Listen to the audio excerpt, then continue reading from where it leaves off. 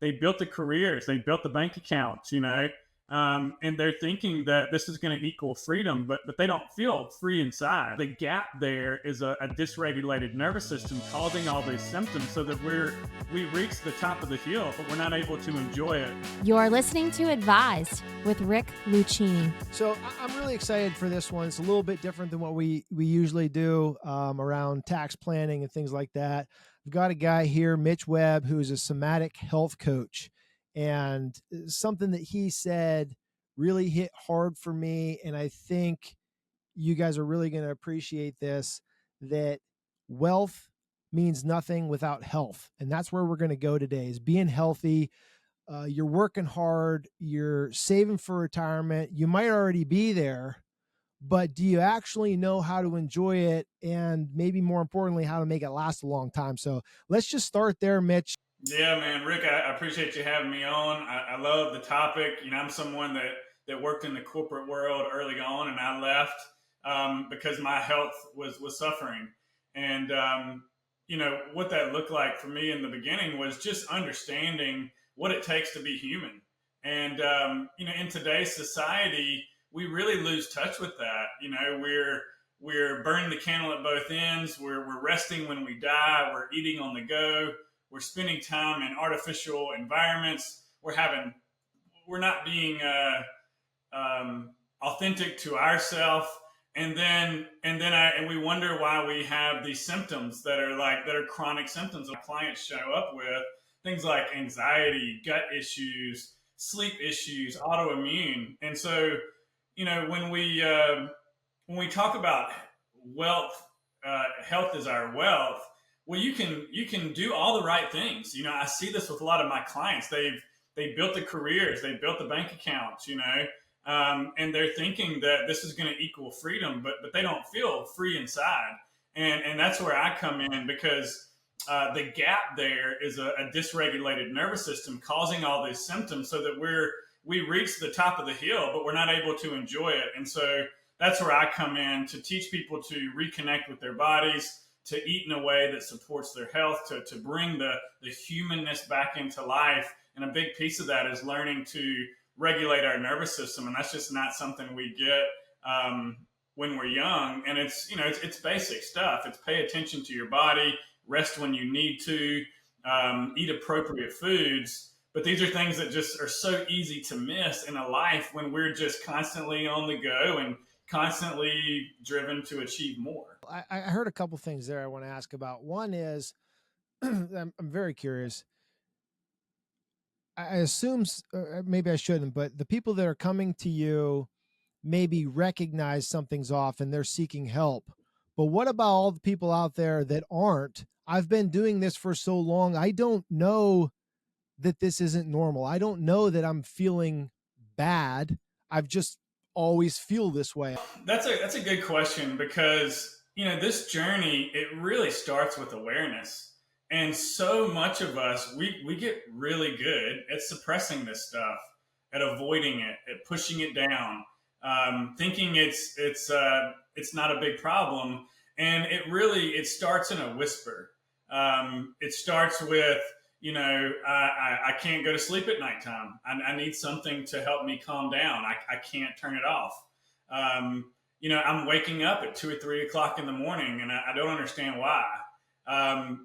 Maybe guys and gals, they're not recovering from their workouts like they used to.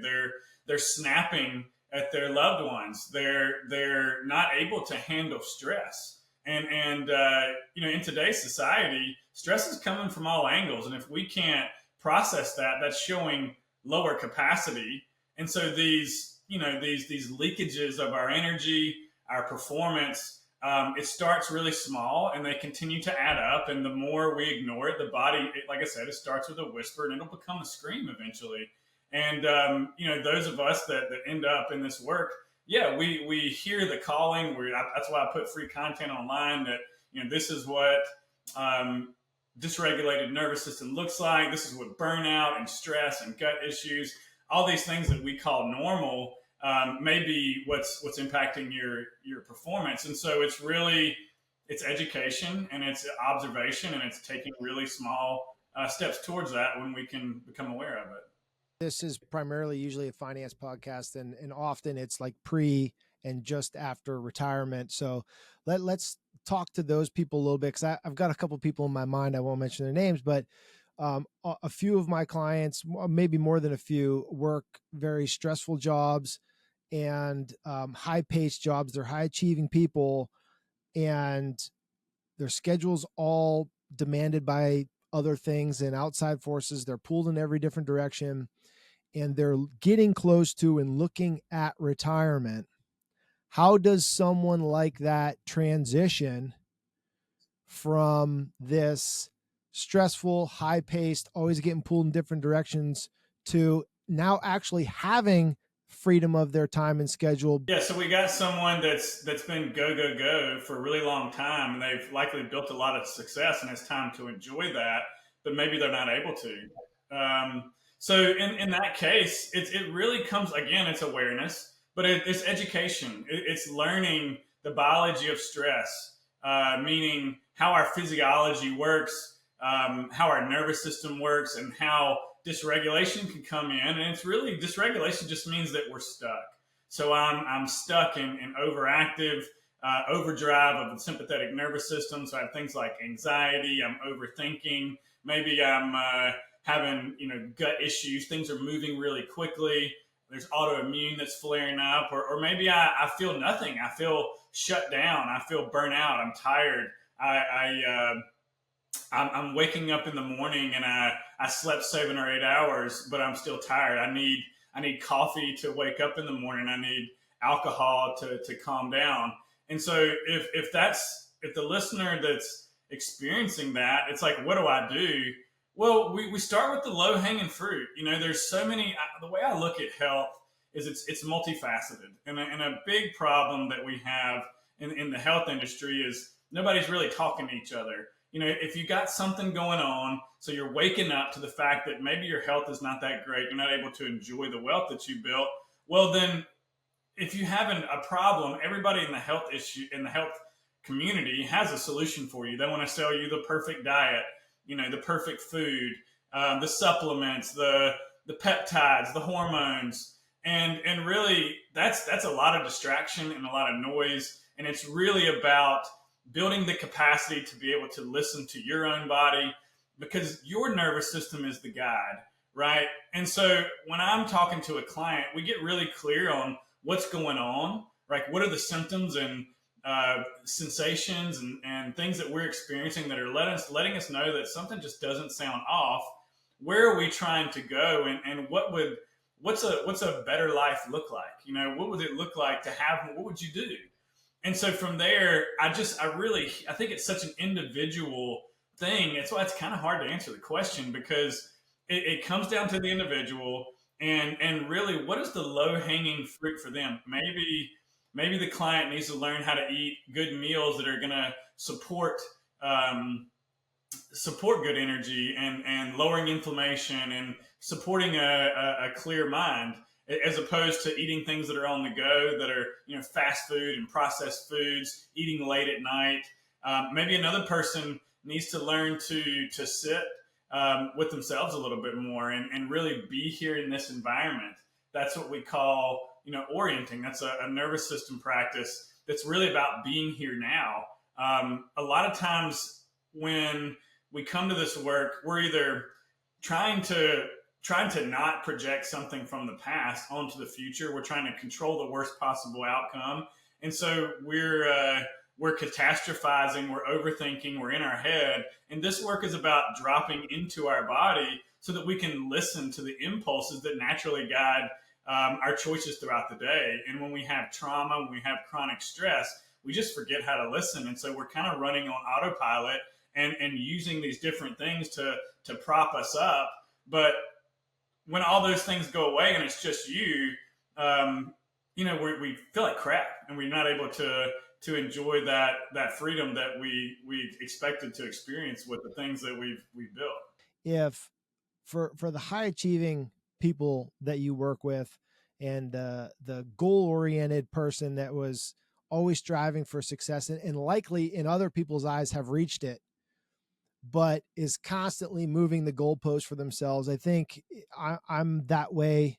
My personality's that way. I know a lot of my clients are that way. How do you help normalize and at least transition the idea that like we don't want to lose the drive? Like we don't want to lose that drive and still be able to feel up and wake up and feel like we're working towards something, but also learn how to be happy. Because if you continue to keep moving the goalposts and never feel like you achieved anything, you're always going to be chasing the next thing and the next thing. It's the drive that gets us to the dance is not the drive it's not what's gonna make us happy eventually, right? And so as you're describing this high achiever, this type A successful person that's constantly moving the goalpost, the first thing I think about is motivation. Where is that drive coming from?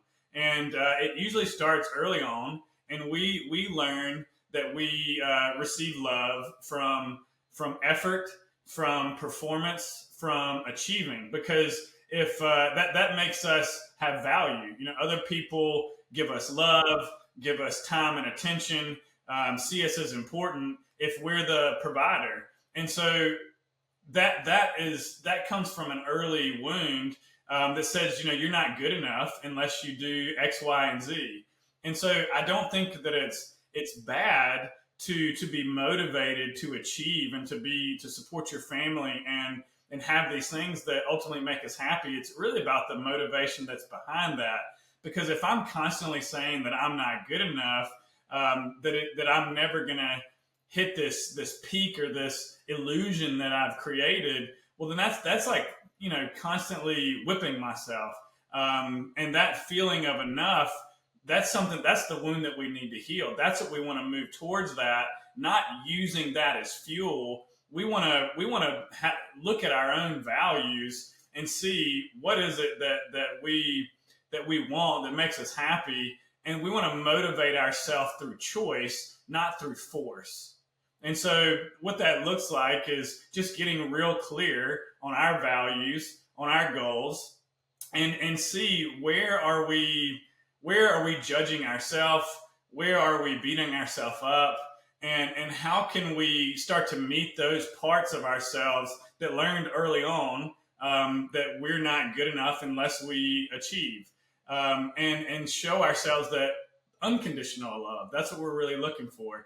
That no matter how successful I am or what I do, that I deserve love, and that allows to pause in between those achievements and really reflect on the thing that we've done. So that can we appreciate that? Can we have gratitude and see the fruits of our labor instead of constantly moving that goalpost and going on to the next thing? To me, that sounds like being on a hamster wheel, and it's exhausting, because what that does to our nervous system is it says that there's a constant threat that we have to.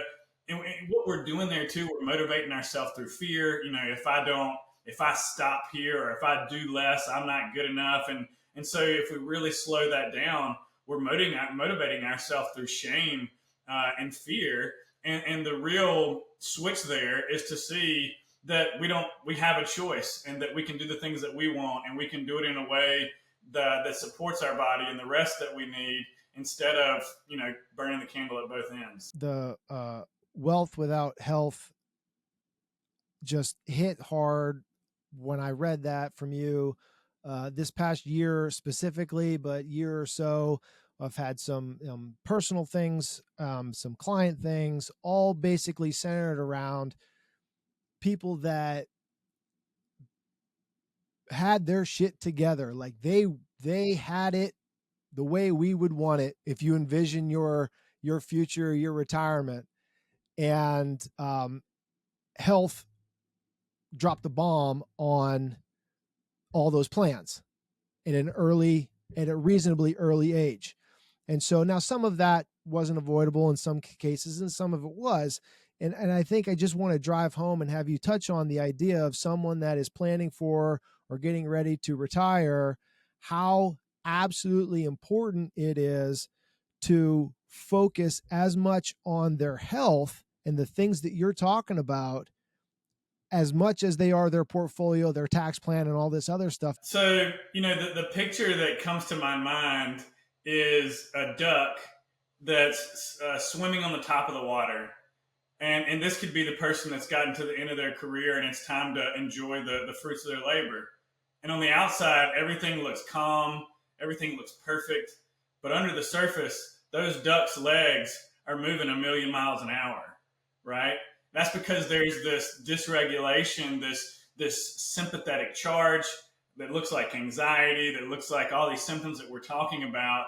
And so we can pretend and we can mask those symptoms, but when we are quiet and we're by ourselves, we're going to feel it, And so if that's someone that's going through that, it's all about taking little baby steps now, because our health is so important that if we're constantly stressed and feeling like crap, how are we going to enjoy that, And so it's really taking inventory and understanding that, I love the quote that says, what is it? A healthy person has 1,000 worries or wishes. A sick person has one. And so it doesn't matter how much you accumulate in this life. If you feel like crap underneath that, you're not going to be able to enjoy that. And it doesn't have to be this big overt change. It can be little things. It starts with, getting up and getting some sunlight in your eyes, eating a protein-rich diet instead of rushing off and skipping breakfast and having the coffee.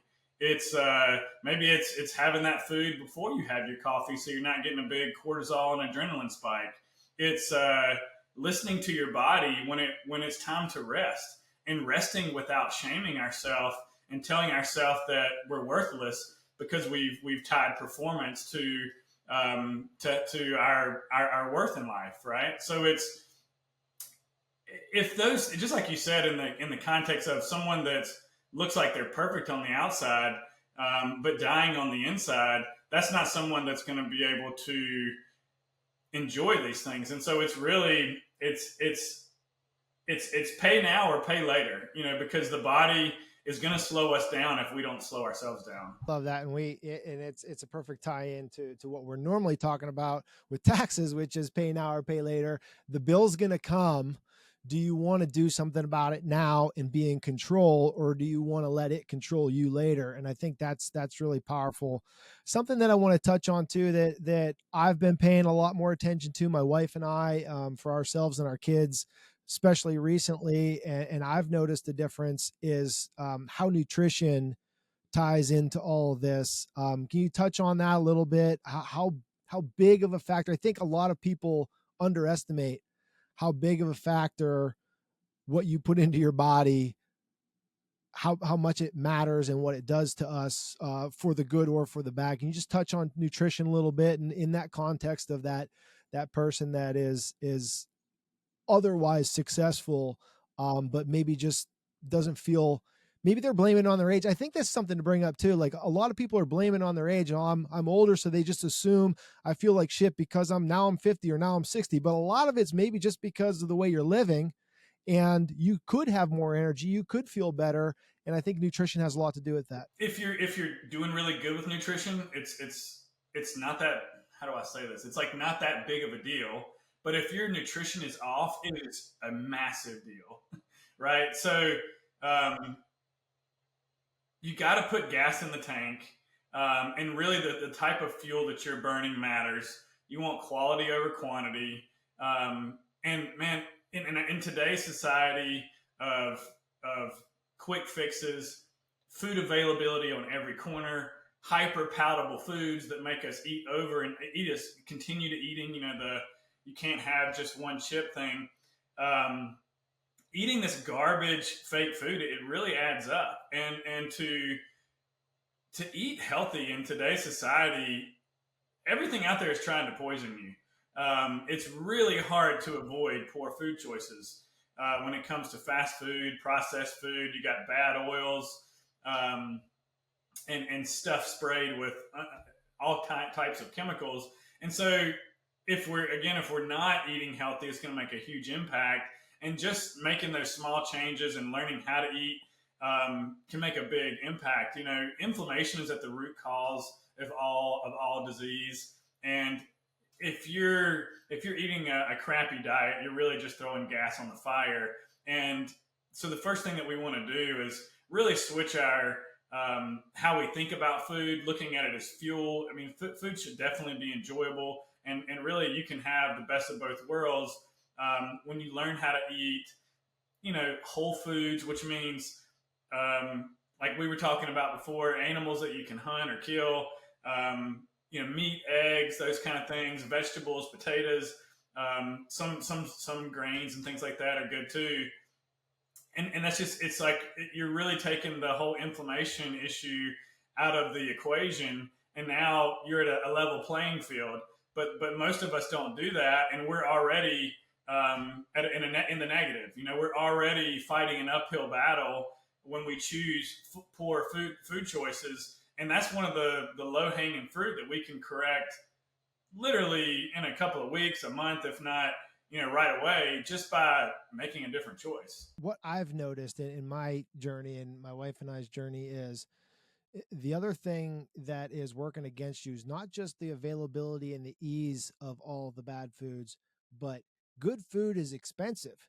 It's expensive to eat healthy on the regular. And when people are shopping and they're looking at two things that are called the same thing side by side, only one is processed or has all these different things in it and the other one's clean, it's easy to pick the one that's cheaper, and that's a pretty telltale sign that there's stuff in there that you don't want. And I think the other thing that I've noticed, which should be some encouragement for the people listening, is similar to working out or doing anything else. Once you start doing this, you find yourself, at least me personally, not wanting the other things that used to draw you in. I don't want to cheat because I'm doing so well now. You know what I mean? I don't actually want the bad things. I kind of turn my nose up at it now, whereas before I would crave that sort of stuff. What you're talking about there is making an investment in your health. I mean, I feel like you're the best guy to talk to about that, So to kind of explain that a little bit, you're saying, hey, I started eating healthy and I really don't want the garbage anymore. And that's because cravings cravings go down and satiety goes up when we're eating a protein rich, blood sugar stabilizing meal, as opposed to something that's just giving us quick energy, spiking our blood sugar, leading to a crash in a couple of hours. And so we're on this roller coaster ride, and that affects our stress level as well. So that's hiking up inflammation, it's hiking up stress. That big boost in blood sugar may feel good initially, but it can also be anxiety of the roller coaster of going up and down. Your hormones are doing the same thing, and the investment in the morning of having that really good meal versus the quick and easy meal. It's going to pay dividends and have a better ROI later on in the day. If somebody's listening to this says, that sounds great. I want money and health. I want it all, right? But it also, in the back of their mind, this seems overwhelming. Like, I've been living a certain way for a long time. You're talking about a lot of changes. What's something, how can they get started? What's something small to just say, like, let's start this journey. Let's start taken a step in the right direction so that I can enjoy the rest of my life, be healthy, be there for my family, and have energy. They want the best of both worlds. They want health and they want wealth. I would check in with myself and see, where do I feel like right now that I can make the most bang for my buck? Is that nutrition? Is that movement? Is that starting to be more mentally healthy, right? And so I think we've kind of covered this. Food is one of the things that we can control the most, and one of the lowest hanging fruits. And I would start there. And it's some of the things that we were talking about. It's really focus on protein. Protein's very satiating. It's going to lead to fewer cravings. It creates a lot of energy. It takes a lot of energy to digest protein. And so, just starting the day off with a protein-rich meal, getting outside, getting some sunlight in your eyes, and then maybe taking a couple minutes to pause and do some deep breathing later in the day. It's not, if someone's wanting to get started and they're overwhelmed, the smallest step is going to be where I would start, and really listening to their body and where do they think they can put that investment. And like I said, starting the day with a killer breakfast, getting some movement in, getting some sunlight in your eyes, and taking time to pause throughout the day. I think that's a lot right there for someone to start with. If I was working with someone, I'd probably pick one of those and really focus on that. I think there's a challenge right there for everybody, and me included, because I am a breakfast skipper from way back when, and I'm going to challenge myself to change that because of this. I think that's a great place. And I will say, you mentioned movement. We didn't really go into that, and I think we should maybe save that for another time. But personally, I think, because I'm thinking about the older folks, but you can do it at this age too. Working movement into things that you already want to do or enjoy doing, rather than, like, you don't have to go to the gym and bench 400 pounds to be healthy. You can walk with your dog, or like, I play golf. So like, I force myself at least once a week to walk 18 rather than riding in the cart. Okay. Before we got online and we talked about hunting, I don't go in the backyard where I could and just climb up in a tree from my side-by-side or my four-wheeler. I walk public land with my tree stand on my back, and I make it an exercise. So I feel like I'm doing something that I enjoy, but I also feel like I got something out of it, and I don't feel bad about taking time off of work to go golfing or something, because I'm improving my health and my well-being. So I think there's something to be said for that too, where just move your body and you'll start to see things change. Yeah, I believe James Clear, the book, wrote the book. I can't remember the name of the book, but it's like, he calls that habit stacking. And so if someone's like, oh yeah, I want to move more, I would just look at the things that you're already doing and how can I introduce some movement into that.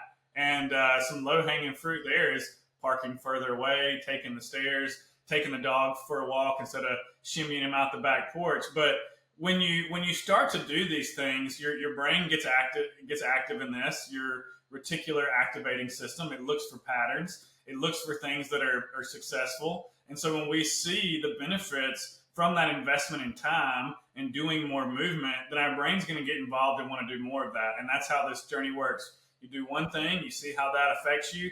That's proof that it's working for you. You're listening to your body, and then you go to the next thing. This is super important. Like, this is so important. Ask anybody that's not healthy. It's the only thing they want. Okay. They give up their IRA, their 401k, all that stuff to be healthy. So Mitch, tell everybody how they can get a hold of you, where they can, learn more about what you're doing and get in touch if they want to. Rick, I appreciate the opportunity to be on today and to share, man. And if this sounds like you, if you're interested, you want to learn more, I put out a lot of free information. Got my website, mitchwebb.com. I'm on Instagram at kmitchwebb. I've got a new podcast that I've released on YouTube called Rooted Conversations, and I've got an email letter. And I believe I've got a free handout that I'm going to give over to Rick that gives you free access to some of the nervous system basics that we've been talking about today. I appreciate that, and I think we should do this again and get a little bit deeper. Sounds good, Rick. I appreciate you, man. Thanks for having me on.